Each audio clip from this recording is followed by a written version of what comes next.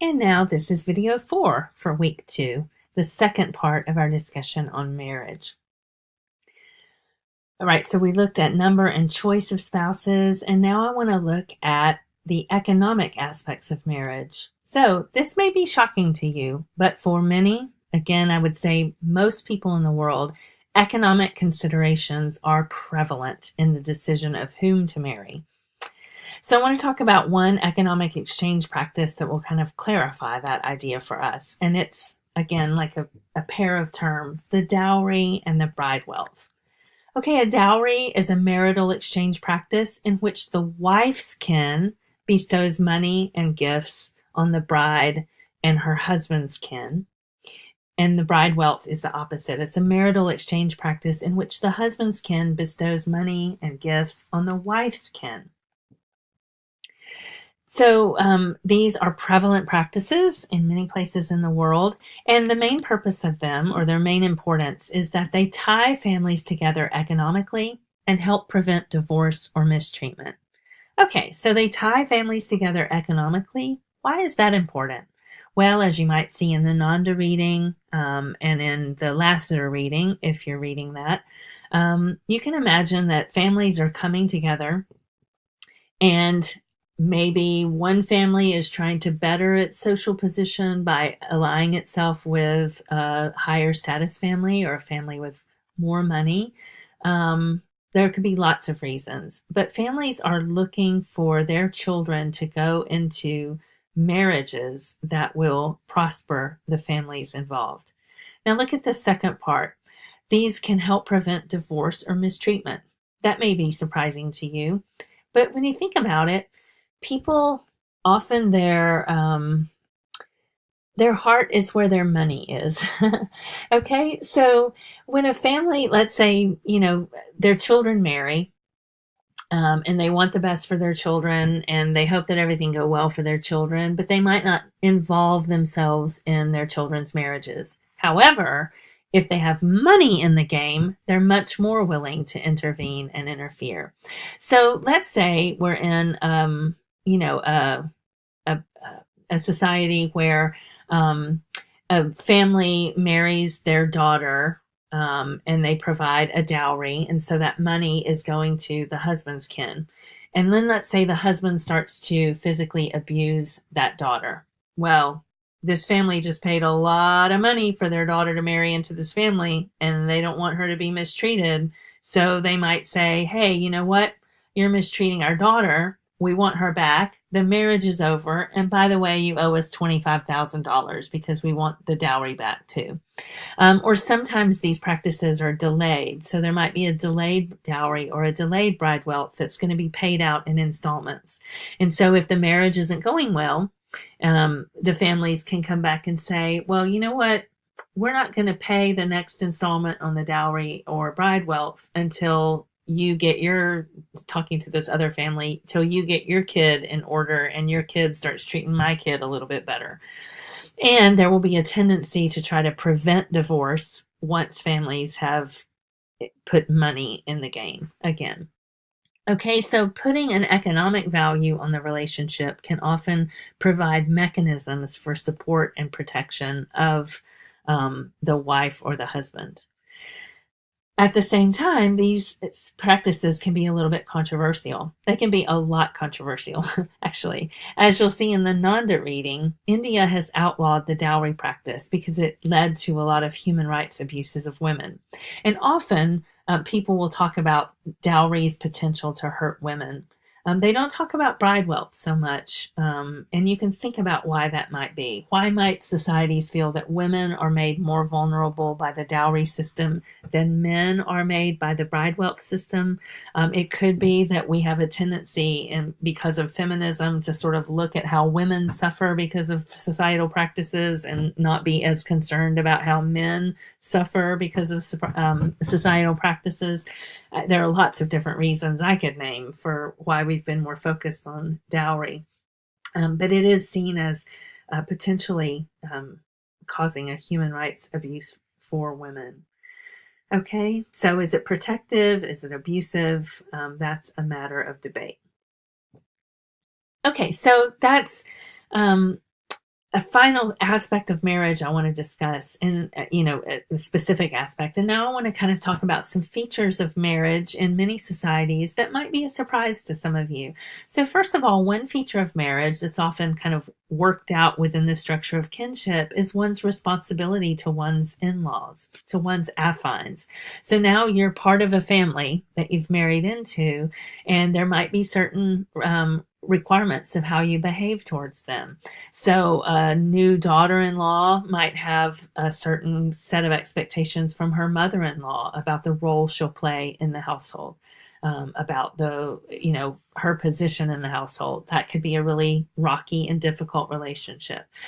Sometimes in a society, a man owes a certain amount of service to his in-laws. So he has been allowed to marry the daughter because the family is expecting him to herd the cattle, or to do other agricultural work or something like that for a number of years, because of the marriage. Also, marriage is often about social ties and alliances. So you'll see this in the Gabusi reading. Think about this, look for this if you haven't read it already, or go back to it if you have, about this idea of wife exchange, that different clans keep themselves in balance by making sure the same number of women have been sort of transferred from one clan to the other, or one lineage to the other within a clan. Care of children is an important feature of marriage. How are children going to be cared for? Who will care for them? And many people in the world that I've met have said one of the things they find most ridiculous about contemporary American society is the belief that one or two people can raise children on their own. And the way other societies see families and children, they see them like, you got to have parents, grandparents, aunts and uncles, older siblings, and lots of other people on hand to take care of a child. One or two people cannot do it alone. Next, marriage will often feature an exchange of money, either the dowry and bride wealth or other kinds of economic alliances that are very important and that families will look for and arrange in advance. And finally, marriage is often arranged by families. You'll see this in the Nanda reading. Now, arranged marriage is not the same thing as forced marriage. It's easy to get those two things mixed up. And indeed, in some societies, unfortunately, arranged marriage does mean forced marriage. But more broadly, arranged marriage, as you can see, if marriage is about all these important things that are going to take place between families, like economic exchange, care of children, social ties and alliances, and so forth, then it's very important for the families to have a say in how those marriages are arranged. And that may seem shocking to some of you. But the idea, as you'll see in the Nanda article, is that, families have a say. Older people in families know a lot more about what makes a marriage work than maybe two young people in love might know. Think about it. Some of the people you've dated, what if you had married them? Oof. Could have been a mistake. So, in that situation, maybe to have, a family saying like, this marriage is not suitable, this one is, could be helpful. Anyway, look for that in the Nanda article. And then also, talking about arranged marriages, your film this week, In the Name of Love, is about the Russian mail order bride system and American men who go to Russia to marry these women. And so think about that as a different kind of arranged marriage. Does it follow the same principles, or is it different in certain key ways? Okay, some conclusions about marriage and then about kinship to finish up this little unit. So first of all, marriage is culturally defined. Different societies have different ways of structuring marriage, deciding who can and who cannot be married, and of structuring the process for recognizing that as a marriage. So by culturally, I also mean legally, religiously. So in the US, marriage has a legal definition, it has a religious definition, as well as a cultural definition. So all of those I'm kind of including in the notion that marriage is culturally defined.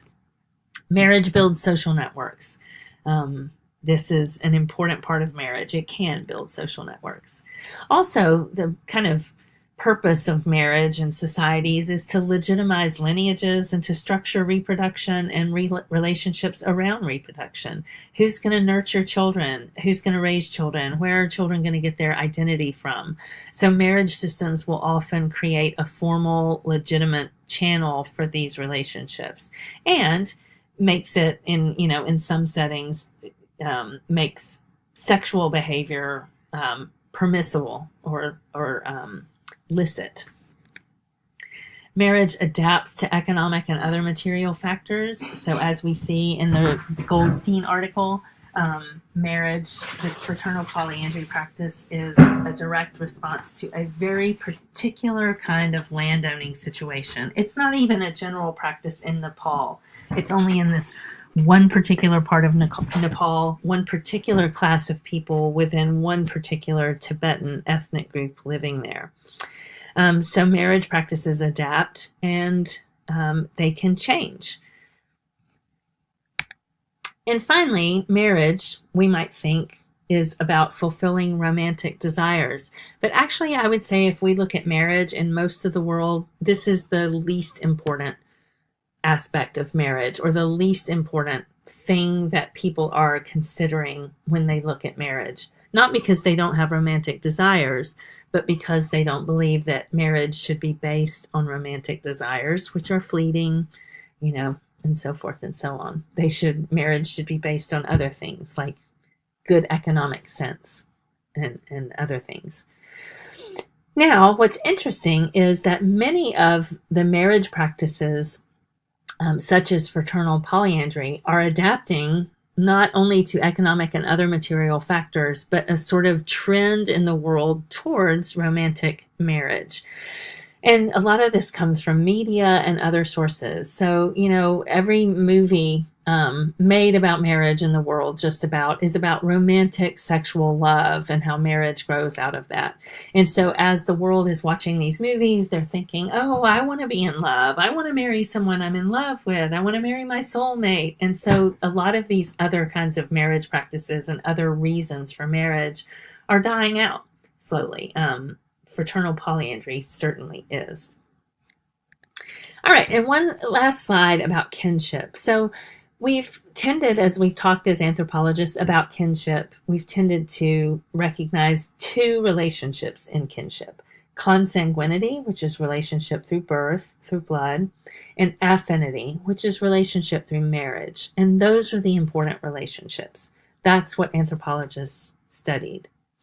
But of course, there are many other important ways that people relate to each other, which were sort of called dismissively fictive kinship. Like, oh, they're fictive, they're made up, they don't matter so much.